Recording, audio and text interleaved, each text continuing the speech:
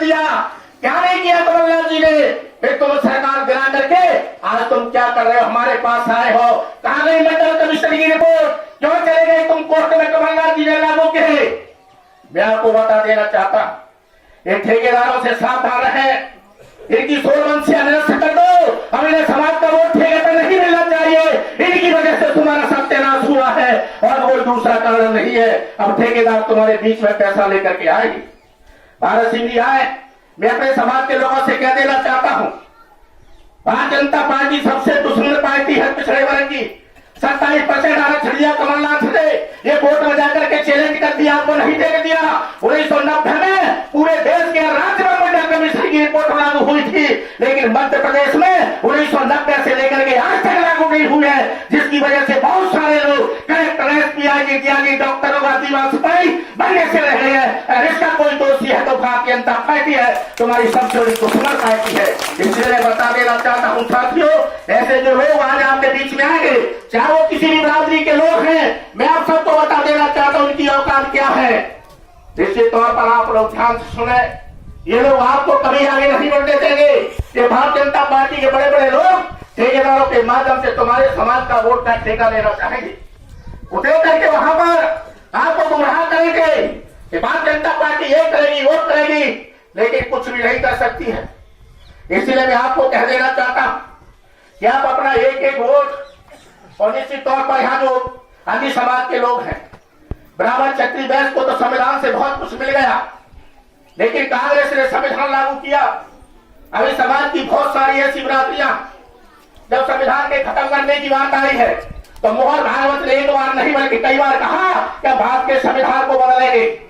नरेंद्र मोदी की केंद्र का मंत्री अनंत हेगड़े कहता है कि हमारी सरकार की पहली प्राथमिकता भारत के संविधान को बदलने की है। अभी 6 महीने पहले उत्तर प्रदेश में भाजपा के सांसद साक्षी महाराज ने कहा कि हम 2024 के बाद इस देश में कोई चुनाव नहीं होगा। ये क्या है, 2024 के बाद देश में कोई चुनाव नहीं होगा, 2024 का चुनाव भारत का आखिरी चुनाव होगा, ये भाजपा का सांसद साक्षी महाराज कहता है।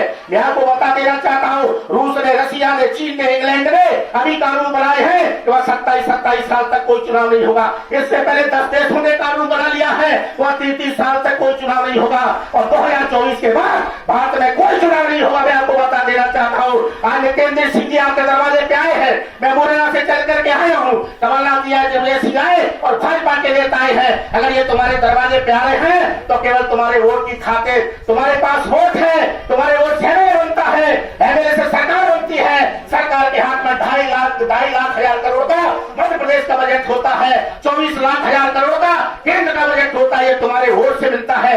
आपके वोट को खत्म करना चाहते हैं, इस देश में कोई चुनाव नहीं हो, ऐसी व्यवस्था भारतीय जनता पार्टी लाना चाहती है। अगर आपके पास वोट है तो हम तुम्हारे दरवाजे पे आएंगे, जिस दिन तुम्हारे वोट का अधिकार चला गया उस दिन भी कुत्ता तुम्हारे दरवाजे पे थूकने नहीं जाएगा। मैं बता देना चाहता हूं, जिस दिन तुम्हारे वोट का अधिकार चला गया, जिस दिन चुनाव होना बंद हो गया, हमारे दरवाजे पे कुत्ता भी थूकने नहीं जाएगा। स्थिति बहुत भयानक है, बहुत खतरनाक स्थिति में भाजपा देश को ले जाना चाह रही है। इसलिए मैं आप लोगों से कह देना चाहता हूं, आज पूरे प्रदेश में चाहे वो भोपाल, राजगढ़, ब्यावरा, नरसिंहगढ़, खतौरा, चंदेरी, मुगावली, सुखनगर, कैराना, श्योपुर, मिर्जापुर, रामपुरा, रामलालपुरा, पचोगड़ा, केली, चापा, उसरपुर, कोटला, मरगुआ, छेड़िया, मदनपुरा, गुजरना, चितौनी, चंदो, खड़गपुर, दायपुर, सरसरी, खिटौरा, खड़गापुरा, तोलतरावली, आंतरी, ठोनिया, मेरी, भिलसिया, नीलारा, बीरपुर, कुमारपुरा, सिवातोली, लहरा, तिलौली, पिपरावली, आबाद, बिस्वड़ी, बरहना, तारीपुरा, डंडा, नारोदा, उसर, ब्रह्मायना, मारीबाजा, बगरवाली, गस्तौली, बस्तौली, नीजौली, पनौली, कुड़ेरा, छोड़ेरा, मकुदा, दीपारा, फूलपर, नरवा, तोरका, सेवपुर, कोरवली, ढकाल, लाखरन, गोलारी, पढ़ियारी, विभूति, देवरी, नगावली, खलपरा, पारगा, धौला, करार, घोड़ा, गैतौली, पुष्पर, यारेटी, जरेरू, रगड़ा, अंबा, हटेर, लहर, तिगौगा, चित्रौर, पन्ना, देवाली, चित्रलीवा, सीधी, सैदो, रेता, उज्जैन, धार, झहुआ, देवा, सतनाम, पूरे प्रदेश के अंदर मैं आपको बता देना चाहता हूँ, आज एक कांग्रेस की लहर चल रही है। कांग्रेस की तरफ सारे लोग संविधान को लेकर के एक होते जा रहे हैं, सारे संस्थान बच दिए, कुछ बचने वाला नहीं है। इससे देश को बचाना है, अपने आगे आने वाली भावी पीढ़ी जो तुम्हारी सबसे बड़ी दौलत है, ये तुम्हारी सबसे बड़ी संपत्ति है, इससे बड़ी तुम्हारी कोई पूंजी नहीं है। अगर ये सुरक्षित रखनी है तो तुम्हें भारत के संविधान और लोकतंत्र को सुरक्षित रखना होगा, उसे केवल कांग्रेस रख सकती है। भाजपा लोकतंत्र की विरोधी है, संविधान की विरोधी है। इसलिए मैं आपको कह देना चाहता हूँ साथियों, आप नितेश सिंह को एक एक वोट देकर मध्य प्रदेश की विधानसभा में पहुंचाए ताकि कांग्रेस के कार्यकर्ताओं के हौसले में विधानसभा का चुनाव हुआ, जब दूसरी बार नितेश सिंह जी चुन करके पहुंचे गए तो मध्य प्रदेश की कैबिनेट में मंत्री होने में आपको बता देना चाहता हूं। निश्चित तौर पर साथियों, मैं आप लोगों से ज्यादा कुछ नहीं कहना चाहूंगा क्योंकि चुनाव का समय है। मैं आप लोगों से भीख जरूर मांग सकता हूं। ये समाज की खातिर, देश की खातिर, प्रदेश की खातिर भारतीय जनता पार्टी को खदेड़ने के लिए मैं अपनी बिरादरी के लोगों से कह देना चाहता हूं, अगर आज मैं इस मंच पे इस हैसियत से खड़ा हूं, ये हैसियत मुझे आदरणीय विजय सिंह ने दी है। ये हैसियत मुझे आदरणीय विजय सिंह जी की वजह से दी है। मध्य प्रदेश की विधानसभा का सदस्य हूं, उन्होंने मुझे टिकट दिलवाया, उन्होंने मुझे एमएलए बनवाया। अभी विजय यादव सिंह कुशवाहा जी यहाँ प्रचार कर रहे हैं, उनको टिकट उन्होंने दिलवाया। 3 महीने मुझे क्षेत्र में गोलियां चल रही थी, विजय सिंह जी सामने थे, आमने सामने गोलियां चल रही थी। विजय सिंह अपने सर पे कफन बांध करके हर पोलिंग तक जा रहे थे और एक वोट डलवा करके उस बड़े बड़े खूंखार आतंकवादी हैदर सिंह कंसारा से तुम्हारे समाज के वोट को जिता करके मध्य प्रदेश की विधानसभा में भेजने का काम किया। और मैं अपनी बिरादरी के लोगों से कह देना चाहता हूँ, बाकी सर्व समाज के लोगों से कह देना चाहता हूँ, आदरणीय विजय सिंह जैसा नेता मैंने अपने जीवन में कभी नहीं देखा। मुझे 32 साल राजनीति करते हो गए, लेकिन 32 साल की राजनीति में इतना पैसे वाला, 6 बार का एमपी, कई बार का मंत्री, जिसके घर में किसी चीज की कमी नहीं हो, और घमंड रत्ती मात्र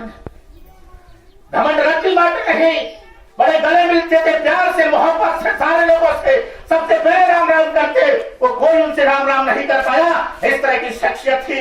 मैं आपको कह देना चाहता हूँ, अगर असली श्रद्धांजलि आप उनको देना चाहते हैं तो उनके बेटे को 30 तारीख को एक कांग्रेस के चुनावी सर आपके कंधे पर बटन दबाकर जिताने का काम करें, उसी दिन उनकी सच्ची श्रद्धांजलि होगी। आप सबको बहुत बहुत धन्यवाद। जय हिंद, जय भारत।